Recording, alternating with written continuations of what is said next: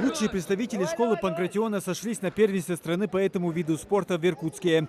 3 дня атлеты со всей России выявляли лучших в 3 возрастных и 30 весовых категориях. Сборную команду Ингушетии на соревнованиях представили 10 борцов из 10 различных клубов. 7 из них заняли призовые места. В копилке наших 3 золота, столько же бронзы и 1 серебро.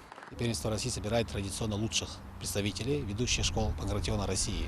Поэтому мы сегодня за эти несколько лет, буквально 3 года, именно вот в юношеско-детском молодежном сегменте сделали большой рывок вперед. Качество выступлений ребят повышается от уровня от турнира к турниру, от года к году. Ребята подошли к этому первенству России в возрасте 16-17 лет и 18-19 лет в количестве 10 человек. Подошли с хорошим багажом опытом выступлений, с знанием, навыками ведения поединков по Панкратиону. Ну, что, собственно говоря, и сказалось на результатах. Бронзу весовой категории 85+ для Ингушетии привез Сулейман Магомадов. До финала ему не хватило совсем немного. Борца подвела нога. После выполнения удара супермен-панч Сулейман неудачно приземлил правую ногу и подвернул лодыжку. Она не дала должным образом завершить полуфинал. За выход в финал я с минимальным преимуществом соперника проиграл этот бой. И, алхамдулилла, мне удалось этого года тоже стать бронзовым призером первенства России.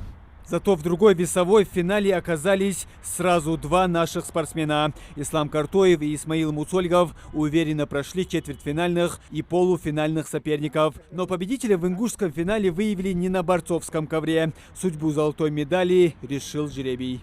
Оба этих бойца заслуживали первое место. Ну, жребий выпал на нашего парня. Второму желаем выступить еще там где-нибудь на чемпионате какой-нибудь выиграть.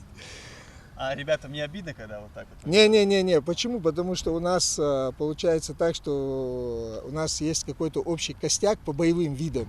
То есть по панкратиону, грэпплингу, ММА, боевому самбо, в принципе, одни и те же ребята выступают. С разных клубов, но одни и те же.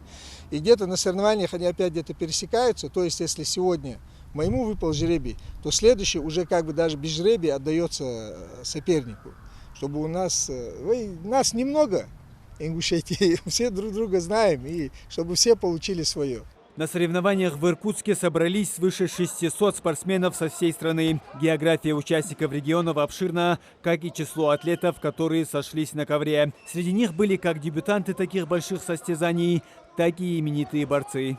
Очень хороший соперник, например, у Евлоева Азамата в финале был соперник, 4-кратный чемпион первенства России. С ним он очень хорошо выступил. Также Фаргиев Хас Магомед проделал 4 боя, сделал 4 боя, уверенно выиграл. В прошлом году у нас была 1 золотая медаль и несколько третьих. В этом году уже ребята в разы выросли.